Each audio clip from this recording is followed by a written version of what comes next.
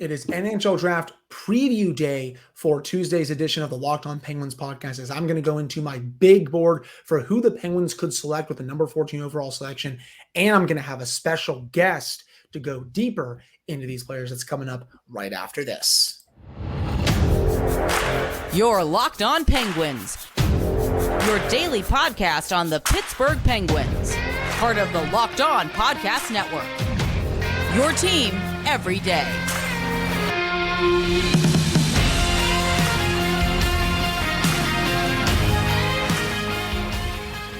Hello and welcome back to another edition of the Locked On Penguins podcast. I am your host, Hunter Hodes. Remember to follow me on Twitter at Hunter Hodes. Follow the show's Twitter at LO_Penguins. And of course, thank you all so much for making this your first listen / watch of the day. We are free and available on all platforms. Today's episode is brought to you by Game Time. Download the Game Time app, create an account, and use code LOCKEDONNHL for $20 off your first purchase. So as I teased, I have a special guest joining me for today's edition of the Locked On Penguins podcast. He is Gabe Foley, who does North American scouting for RecruitScouting.com. One of my good friends in the hockey community. We go a ways back when it comes to this sport. But Gabe, I really appreciate you coming on. Yeah, I appreciate being here. Did not think that I'd be on a Penguins podcast talking about the first round, but we are finally here. The Penguins have a pick worthy of talking a lot about, and I'm excited to be doing it on such a quality podcast and with such a quality guy. Just really excited to be here. Appreciate the kind words, man. I always appreciate you listening as well. Before we get to the draft stuff, though, I did want to congratulate Kris Letang on a well-deserved honor of winning the Masterton trophy during the NHL awards on Monday night. Someone who's been through hell and back during his career, suffered a second stroke this past season. His dad passed away, suffered a broken foot, which I don't think any of us really knew about until P.O. Joseph talked about it during his speech last night. And if you haven't listened or watched that speech, you can go ahead and find it on YouTube or find it on social media. He did a really good job. But Kris, congratulations. Very well deserved. And I know you're going to kick a lot of butt going forward, and then you'll be in the Hockey Hall of Fame once your career is all done. But getting into the draft stuff, Gabe, I put my big board out on Twitter on Monday, and it's maybe a little different compared to some of the other people out there in the Penguins community who have done their fair share of work, for this class.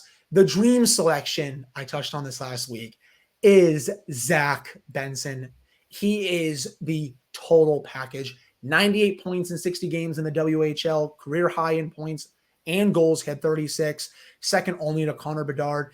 Everything about his game is flawless. I think he would probably go top 5 in most drafts over the past 4 to 5 years. His hockey IQ is off the rocker. His speed is great. He has elite vision on the ice. You should not be fooled by his size in the slightest. And it was actually just announced earlier that Kyle Dubas took out Benson for dinner. Gabe, I am just praying beyond hope that he somehow falls to 14 so Kyle can race up there to select him. Yeah, absolutely. I think every Penguins fan and really every team with a pick between 10 and 15 should be. I've made it well known that my stance on Benson is that he has the talent to be taken second overall in some years. But this year, the talent up top is so incredible that I ended up ranking him 4th in my final rankings. Benson, as you mentioned, prolific in the WHL, playing for the Winnipeg Ice. And he really reminds me of teammate Matthew Savoie in his ability to, with incredible speed, drive down the boards, apply pressure to opposing forwards, and make plays happen below the goal line. That's really where he thrives. But unlike Savoie, who seems to taper off a little bit once he makes that play happen, Benson has the wherewithal, the amazing vision, like you mentioned, and the great hockey IQ to continue cutting through the ice, work his way to the low slot, and make things happen. I mean, this is just, he's a firecracker. He does it all. I would be thrilled to see him end up in Pittsburgh Gold. They're at 14, but Bob McKenzie had him ranked 9th. I know the Buffalo Sabres really like him. So it'll be interesting to see where he ends up. I would literally race up to the podium to take this player. I'm even of the opinion, Gabe, that he could be in the NHL within 2 years. That may be a little bit of a stretch because I know some people say maybe 2.5 to 3 because these prospects take a while, but I think he's that good that he could be here potentially even before the end of the Crosby-Malkin era. I absolutely love this kid. He would instantly become the best prospect they've had in their system. Probably going back to the Derek Pouliot days, and he didn't turn out to be that good, obviously, but at the time he was considered, I think, to be one of the best prospects in hockey. He's always creating space on the ice. His compete level is awesome. Great goal scoring ability, great vision on the ice. And my player comp for him personally is Brayden Point, someone who's also a bit smaller but can do everything on the ice and in the defensive zone. I would love Benson. After that, I have someone at the top of my board who hasn't made some of the other top boards when I've seen when regards to the Penguins and the number 14 overall pick, and that's Quentin Musty. I think he is super underrated coming into the draft. He has a beautiful wrist shot and can rip it from anywhere on the ice. I also think he has elite vision. Numerous instances when I would be watching him, he would know exactly where a player was going to be on the ice and send the puck there. Boom, it goes in the back of the net. I think his skating is also a huge asset. Some of the players that we're going to discuss aren't the best skaters. Musty definitely is. And I also think he can get to the quote unquote Jake Gensel scoring areas of the ice, 10 to 15 feet out, something like that. My comp is Alex Killorn.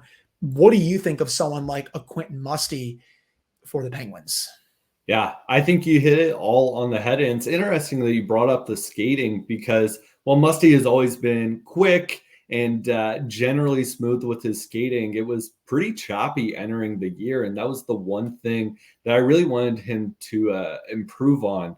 As you said, I think he's done that and more, become a player that is just ferocious to play against, a guy that will drive over defensemen if he can't get around them, and will drive through a goalie if he can't put the puck into one of the corners. Just a super talented kid. And I think the thing with Musty that a lot of people might not know is the attitude is absolutely worth the high pick, if nothing else. Musty is a player with the confidence and the esteem to do everything on the ice. He has convinced himself that he is stronger, more talented, and quicker than anyone else out there with him, even if it might not be the case. And that confidence lets him do all these high quality, really dangerous opportunity plays that you're referencing. If the Penguins want someone that is going to be throwing, huge hits in their NHL debut, it's going to be Quentin Musty. And by all accounts, he'll be available for the Penguins to take there at 14, which is really exciting as well. Some players on this list might not be, but it seems like the Penguins will have their say with Musty. I think so as well. And speaking of that, Gabe, if Benson is off the board at 14, and I think he probably will be, again, this is a dream right now. If all these teams pass on him, it would be crazy. Who do you think of the players, of my board and just overall, who do you think would be the next best pick for the Penguins if Benson is not on the board? Yeah, I would definitely agree. I don't think Benson will be there. In my mock draft that I did last month, I had him going 9 to Detroit. Definitely feels like a Steve Yzerman pick. But if Benson isn't there, I'll say I think any of the other 7 selections on your board would be really good picks that I could see panning out. My personal selection would be Nate Danielson, a player that I finished the year ranked 9th. Danielson is a 6'2 centerman that can do a bit of everything. There was a lot of questioning about his ability to take over offensive plays or take over defensive plays consistently. People didn't seem too thrilled by any one play that he made this season, but that's because he kind of had to do everything for the Brandon Wheat Kings. Every time he was on the ice, he bore all of the responsibility, and he handled it beautifully. His team was terrible. It was so bad. I mean, it was embarrassing. And he looked so poised throughout the season, ended with beautiful scoring numbers despite being on a poor team. Once he gets into a pro system that can support him a bit more, I really think we're going to see him take off. I've spent all season comparing Danielson to Bo Horvat, and I think that's a pretty confident comparison. You're not going to get a top of the lineup guy with Nate Danielson, but you're going to get someone in the middle six who you can trust with all responsibility. It doesn't matter if it's a play in the offensive end, a clean regroup in the neutral zone, or shutting down play in the defensive zone. Danielson can confidently do it all, even if he isn't going to overwhelm you in any one degree.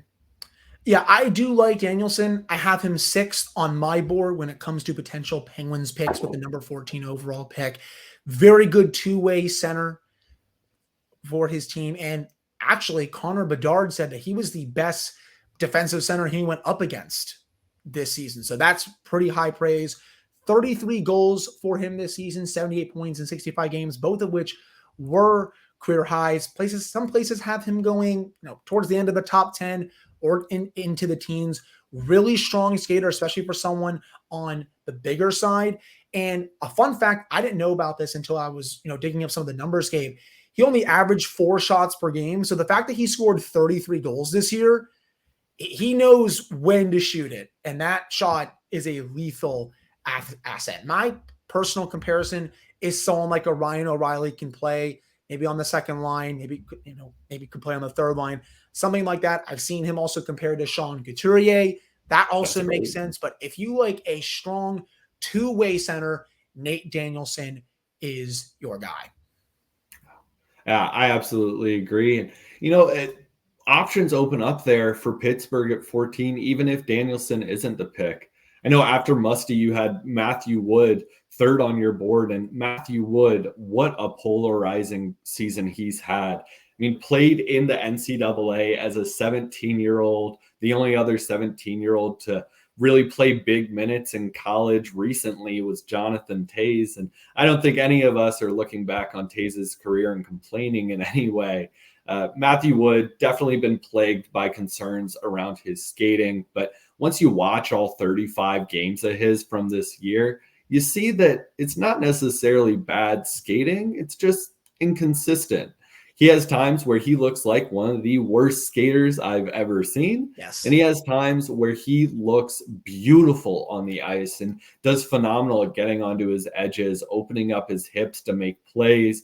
It's really interesting. A kid with just a sky-high ceiling because of his age, what he's done so young, and those skating concerns, if he can iron those out, I mean, the sky's the limit. I personally had him compared to Jason Robertson, of all players, that someone who entered the league with the same question marks and overcame them in a way that I think Wood will be able to. Yeah, my personal comp for him is Tage Thompson, just because of how good his goal scoring ability is. He has scored in every level of hockey that he has played at, even though his skating is not that good. And remember, it took a little while for Tage to get going. Now he's one of the best goal scorers in the NHL. Wood already has the goal scoring, to his name, but it's all about translating the skating over to an NHL level.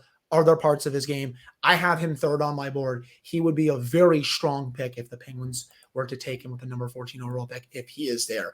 But that wraps up this first segment. Coming up in the second segment, we're going to get to a couple of other players on the board, like a Gabe Perreault, like an Oliver Moore, who I think personally is the best skater in this class. But before we get to that, we have to discuss game time. Buying tickets to your favorite events should not be stressful. Game Time is the fastest and easiest way to buy tickets for all the sports, music, comedy, and theater near you, with killer deals on last-minute tickets and their best price guarantee. You can stop stressing over the tickets and start getting hyped for the fun that you will have. It is the place for last-minute ticket deals. Forget planning months in advance. Game Time has deals on tickets right up to the day of the event. You also can get exclusive flash deals on tickets for football, basketball, baseball, concerts, comedy, theater, and so much more. You can download the Game Time app, create an account, and use code LOCKEDONNHL for $20 off your first purchase. Terms apply. Again, create an account and redeem code LOCKEDONNHL for $20 off. Download Game Time today. Last minute tickets, lowest price guaranteed. All right, we're back in this episode of the Locked On Penguins podcast. I am your host, Hunter Hodes. I'm joined by Gabe Foley, who does scouting for recruitingscouting.com. And another player who I know is high on my board and a lot of other boards. This could be a little bit of wishful thinking, but I have seen him mocked to the Penguins, Gabe, is, funny enough, Gabriel Perreault. Funny. Well, had to do that on the show, right? Yeah, beautiful name. Love the name. No, but he is an electric player. His production shot up this past season, 46 goals, 110 points in 55 games. His previous career high, 18 goals in 50 points. That's just how good of a year he had. In my notes, I think he has a very high hockey IQ, great passing player / finisher. I honestly think that's his bread and butter. He also knows exactly where players are going to be. And I think he can wait out goalies a lot better than some of the other players in this class. As soon as he gets the puck and he freezes one, it is game over. My personal comparison, for someone like him is a Jake Gensel. I am really high on this player. I would also run to the table if I were Kyle Dubas and he was available. What do you think of Gabe Perreault? Yeah, I think you hit the nail on the head again. Gabe Perreault feels like a Gensel type. He's smaller, he's skinny, and he ain't going to overwhelm anyone with his strength. But the drive that Perreault has is incredible to see in a player this young. Nearly every single one of his goals this season came in the low slot. And that's because Perreault not only has the wherewithal and the determination to fight his way into the low slot, but he knows how to slink in and out of opponents and do a lot with a little amount of space. I think if I had a dream pick for Pittsburgh, it would be Gabe Perreault. And that's because among all the teams in the NHL, Pittsburgh is the team that has taken players with this style, with this concern about size and physical ability and how that'll translate. Pittsburgh takes players like that and turns them into stars. I mean, it is their bread and butter. It is what Mike Sullivan does best. You compared him to Gensel. I'd compare him to Brian Rust. Either way, you're getting a Penguin if you're drafting Gabe Perreault. I can't praise this kid enough. Great kid on and off the ice with the mental game that it takes to be something special at the next level, in addition to all the perks that you mentioned. He would just be a lot of fun watching him come up the ice with great speed, great vision. You can just tell he's thinking every time he has the puck on his stick. And he was a treat to watch when I was really diving into his film. And ditto, Gabe, for Oliver Moore, who I think is the best skater in this draft. You turn on any of his film, it is the first thing that jumps out at you. He will blow past you like it is nothing. I saw numerous instances where he would just dust players in the offensive zone, do a little bit of a fake out, boom, the player falls to the ice. You're getting a good quality scoring chance or a goal. I honestly, I wish I ranked him a little higher. I just like those other players just a little bit more, but I fell in love with this guy when I was watching him. Pure center, most draft places, I think, have him going as high as 6 to about 16, 64 points in 53 games, played on the second line behind Ryan Leonard and Gabe Perreault, so was his teammate. And also has a really good shot. And when you combine it with his foot speed, game over. Good luck catching him or stopping him if you are in goal. And I also love his passing as well. I think his best passing attribute to me is when he draws defenders closer to him and he sends the puck the other way for a scoring chance or a goal. Also really strong at back checking, but I think could use some work on his puck control. My player comp for him, someone like a Dylan Larkin, maybe someone like a Cole Caulfield, both really fast, game-breaking players who can both are real good at playmaking and scoring. When you watch Oliver Moore, Gabe, what do you see in him? Yeah, I mean, this skating it really stands out. I just can't believe how fast he is. Yeah. And more than that, being in the rink, watching these guys play, getting to see him afterwards, there are times where Moore is going, 200 miles per hour for a whole game. and then is the one sweating the least on the bench at the end of the game. In addition to being the greatest skater in this class, a take that I would fully agree with, close there with Connor Bedard, Moore probably has the best endurance of the forwards in this class. Just absolutely relentless. It makes him great at carrying the puck up the ice. If he works on his puck control, he'll be a transition nightmare. And then, as you mentioned, the forechecking and the back checking on the back of that skating ability is so coveted. Ollie Moore is an interesting player because I don't know if I necessarily see him in any one NHLer that we have right now. I compared him to players like Kevin Fiala, Peyton Krebs, Jesper Bratt, all guys that drive up the boards with determination, aren't scared to use their speed and quick edge work in the corners to make plays, and all guys whose passing ability really makes them something special. I think Moore has all of that, but he's a little bit less physical and a little bit more focused on skill. And as much as that may be, a detractor as he's climbing the ranks to the NHL, I think it might also help him carve out his own niche. I mean, just such an interesting player, a guy that I think has the ability to put up, 50, 60, 70 points if he really pans out. And a guy that, again, not a lot of people know, but played a lot of wing this year too. That's something we've seen the national team development program do a lot, is move their second line center to the wing to see if it works out. And this year they had like 6 or 7 different centers on that team. So they had to experiment with a lot.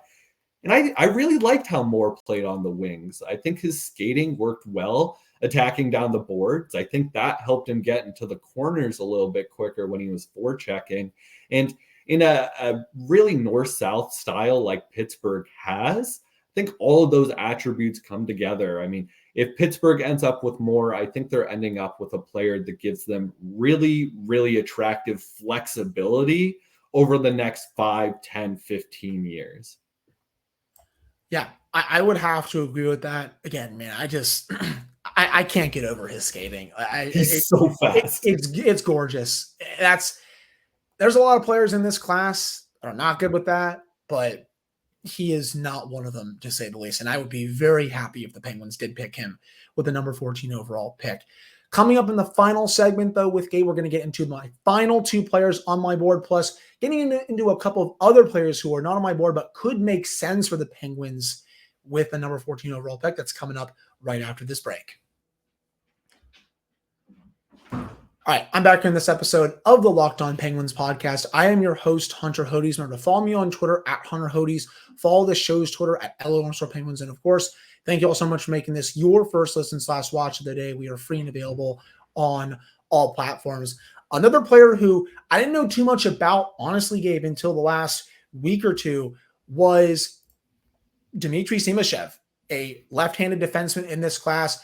Another beautiful skater. For someone who is 6'4", he skates like the wind, and it is a lot of fun to watch. Doesn't have that much of an offensive ability yet. He only had 1 goal in his league this year, but I think there is upside if you dive into the underlying numbers with how he controlled expected goals, how he controlled shot attempts, how he controlled scoring chances, was well above break even. But if the Penguins were to get Simashev, you would be getting a defensive first defenseman, someone like a prime Brian Dumoulin or a Jake Muzzin. The way he was able to break out of the zone with pressure was beautiful. He had players draped all over him. Nope, not a problem. And if you like a physical defenseman, oh yeah, Simashev is your guy. He can lay the boom on any player. I really enjoyed watching his film. Yeah, you're hitting it out of the park with these player comparisons. I hadn't even thought of Dumoulin for Simashev, but he really does feel like a quicker moving Brian Dumoulin. I think that was always the thing that held Dumo back, was he was never too fast. Simashev is fast when he wants to be. Certainly a player that seems to have it all. He's physical and commanding in the defensive zone and knows how to keep the puck on the outside and limit chances, like you were saying. He has stellar puck control and loves joining the rush, skating the puck out of his own end, finding ways to attack. And he does it all with really nifty hands and nifty footwork, especially for a guy that's 6'4", 200 pounds. I mean, he is a beefy defenseman. Simashev is really, really interesting because there are moments I've watched him this season where, to me, he's looked like a top 5, top 10 overall pick. I mean, just such a talented player. And then there are some times where he makes a really immature decision or a decision that shows me that he's missing some of those fundamentals. And I think, well, wait, is this guy even worth a first-round pick? I mean, I had him out of my first for most of the season, kind of speaking to that question mark. Ultimately, I've come together to rank him 24th overall in my final rankings, and I'm kind of kicking myself for that a little bit. I think he deserves higher because that raw skill really is so potent. And even though his scoring and his offensive potential was limited, like you mentioned, it's there. I mean, what more do you want to see other than a 6'4" defenseman blazing through the neutral zone with speed and control?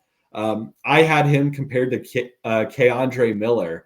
And I think that's a really interesting comparison. Another guy who seems to have it all but couldn't piece it together until this season. I mean, Miller was just fantastic for the Rangers and looks like the second pairing defenseman of the future. I think you could be getting something really similar in Simashev. And as much as the Russian factor is scaring a lot of teams away from Simashev, I know that there are a handful of teams hoping to lean into that to get high value at really valuable picks. Buffalo, Pittsburgh, Washington being three of the teams on that list. So I could certainly see Simashev being there at 14. I could see Pittsburgh being brave enough to take him. And I mean, I could see them turning him into something special like he has the potential to be. You are not the first person to compare him to K'Andre Miller. It's funny enough. Jason from Penguins Twitter, J_A155, he had K'Andre as one of his comparisons as well. And I can definitely see that. But when I was just watching his skating, watching him come through the neutral zone and his defensive zone with control, I saw a Jake Muzzin, Brian Dumoulin with maybe a little more offensive upside. I think also if you liked the Owen Pickering pick from last year, and I was a fan, I think you will like this pick for sure if the Penguins do nab him. Finally, on my board, a player who is not as high on some other boards as well, Gabe, Brayden Yager, but in my opinion, he has a top 5 shot in this class. That if he makes it to the NHL, that is going to be the big reason why. His release is disgusting. It doesn't matter what it is. His one-timer, snapshot, his wrist shot. He has a beautiful shot. He can fire it from all over the ice. I do think some people are a little concerned because his goal scoring dropped this season. I believe he was down 6 or 7 goals from the previous year, but that was due to him, I think, working on more of his two-way game, maybe his playmaking ability, but he got back to basics in the playoffs when he kind of averaged a goal per game, and I think he's going to need to do more of that going forward if he wants to make it, since, again, his goal scoring was a little bit down during the regular season. I think his skating needs a little bit of work as well. Does have a little bit of a long road ahead of him if he wants to make it, but I do think he has it in him. My personal comparison was someone like a Mike Hoffman, who has a heck of a shot, made it to the league because of that. But, there's not like too much else that's like elite for like Mike Hoffman, because when he was in his prime, I thought he had a really good shot as well. What are your thoughts on Brayden Yager? Yeah, Brayden Yager is the most frustrating prospect in this class for me because he entered the year in my top 5, and I was confident with that. I started the season with the take that Brayden Yager had 90-point upside. And to an extent, I stand by that. You mentioned the shot, which is absolutely lethal, but he also makes really, really quick and really, really smart plays. He controls the center lane of the ice really well and lets his teammates funnel into it so he can feed them passes work around opposing defenders, and find ways to exploit slight openings in space. The issue is Yager was inconsistent this year, to say the least. In fact, a lot of the time he looked flat out disinterested. That picked up in the playoffs quite a bit, but is that too much, high praise? A player who only got interested once the playoffs rolled around? There are definitely reasons to question Yager's engagement, and that can definitely be a concern that ends up, pulling a prospect towards that bust category years down the line. But I stand by Brayden Yager. I had him 12th in my final rankings, my third ranked player on your big board after Benson and Danielson. And I think that the boom bust potential is worth it, because if Yager pans out, if he gets it together and really, takes on opportunity, he's going to be so special. I compared him to Matthew Barzal, another player who controls the middle lane of the ice really well, isn't scared to kind of go towards the boards or into the corner if he needs to, but always finding a way to get back into the high slot where you can use quick hands and a nice shot to really benefit. And I think that's what Yager's upside is.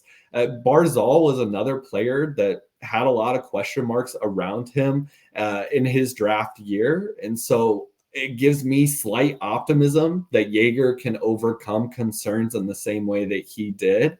But definitely a boom bust player. I completely understand why he was 8th on your list, but a player that I'm not going to be upset about if the Penguins end up with him. I think that's an exciting player to have, and a player that, if he pans out, will totally fill the void of some of the aging future retirees that the Penguins have right now.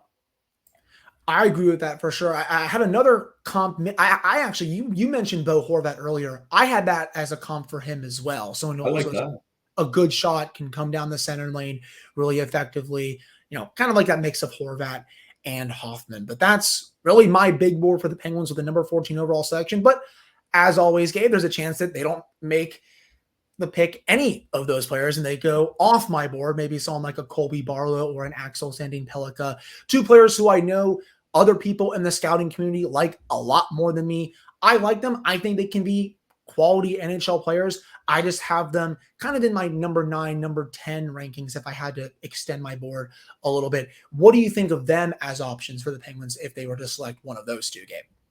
Yeah, I'll start with Axel Sandin-Pellikka because he is the easier one to talk about. I could talk all day about Colby Barlow, but ASP, as he's been playfully dubbed, is your prototypical decent size, decent skating, decent defensive, decent offensive, two-way defenseman.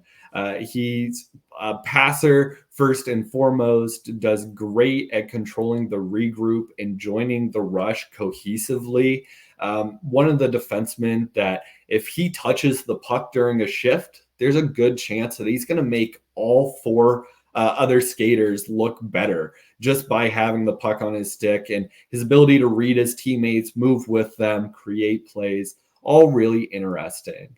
Sandin-Pellikka is a guy who maybe doesn't have the sky-high upside of some of his contemporaries in this class. We discussed Simashev at length, but Sandin-Pellikka looks like an NHL defenseman. He looks like a guy that will turn into that high-end second pair puck-moving defenseman, someone like a Shea Theodore Light maybe. Definitely a player that if the Penguins are looking for defense and they want someone that might pan out a little bit more confidently than someone like Simashev, ASP is a good option. I'll switch over to Barlow, who I actually finished ranked 7th. And I wanted to put him 6th. I wanted to put him above Leo Carlsson, who ended up 6th for me, but I couldn't do it. I had to acknowledge the positives that Carlsson has. But I think Colby Barlow should be, not could be, not might be. I think he should be an NHLer next season. He has the size, the calm ability, the physical presence of someone like a Blake Coleman. Colby Barlow's 18.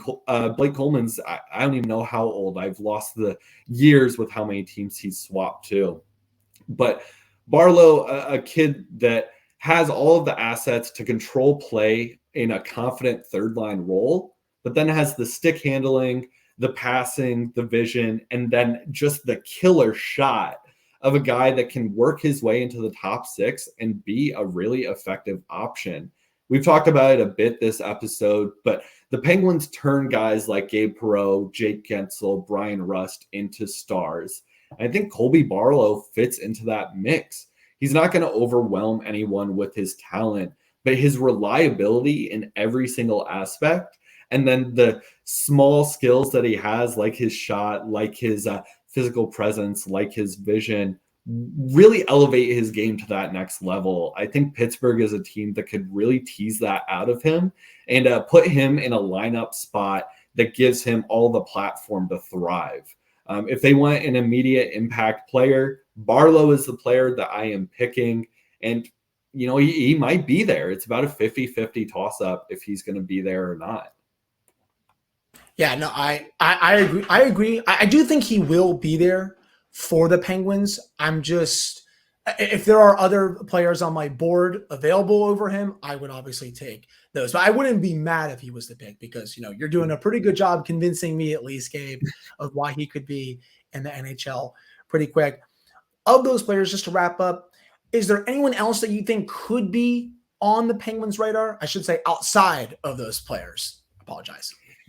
Yeah. One more name that I've heard linked to Pittsburgh was Samuel Honzek, another forward out of the WHL. Honzek brings with him the size the NHL teams like to see. He's 6'4", 190 pounds thereabout, and plays a reliable, calm game. I had Honzek ranked pretty low all season and even finished with him at 30 because he just didn't excite me. But as I've simmered in my draft rankings for the last month, I've realized that maybe that's the bread and butter. Maybe that's what Honzek does, is he's calm, he's reliable, and he still finds ways to score. Another player that works from the boards into the middle of the ice really well, makes him really effective on regroups and plays where teams can move up the ice cohesively and with confidence. Honzek works well with his teammates and works really well with his centers, a guy that makes his teammates look better, and a guy that I think could be something interesting with NHL support. There's been a slurry of large, calm, reliable centers and wingers taken in the NHL draft over the last 2 years. And we're not seeing, thriving development out of all of them. But Honzek feels like he has the skating, the offensive awareness, and the general awareness of his teammates to thrive in the way that some of these past guys can't. I don't know if he would be in my top 10 if we add in ASP and Barlow of the big board that you shared. But if Pittsburgh walks away with Honzek at 14, they're walking away with a guy that I think is their third line forward of the future, a guy that you can build around and you don't have to worry too much about giving him the necessary supports to let him thrive, because at the end of the day, he can do it all himself. Well, you're convincing me, I think, on him a little bit as well, Gabe. But I really appreciate your insight on my board and a couple players who are not on my board as well. This is going to be a lot of fun to see how it goes down on Wednesday night. As it's kind of rare at times when the Penguins have a first-round pick because they usually trade them, and that's the price you pay for winning 3 championships in this era. But this is, I think, the best draft we've seen in the last 5 to 6 years. The Penguins, I think, are going to walk away no matter what with a really, really good player, and I think probably the best prospect in the system. But Gabe, I really appreciate you coming on my show to discuss all of these players. This was a lot of fun. Yeah, it was a blast. Happy to be on and happy to see you again. I'm glad we were able to do this. Yeah, no, me too. But you can follow him on Twitter at NHL Foley. You can find his work at recruitscouting.com. I'll have another episode for you all on Wednesday. I'll also break down who the Penguins select if they do make the selection, because sometimes GMs like to lie and then trade their first rounders. But I don't think Kyle is going to do that this year with how deep this draft is. But that will do it for this one. Thank you all so much for listening / watching. And I'll be back with another episode for you all on Wednesday.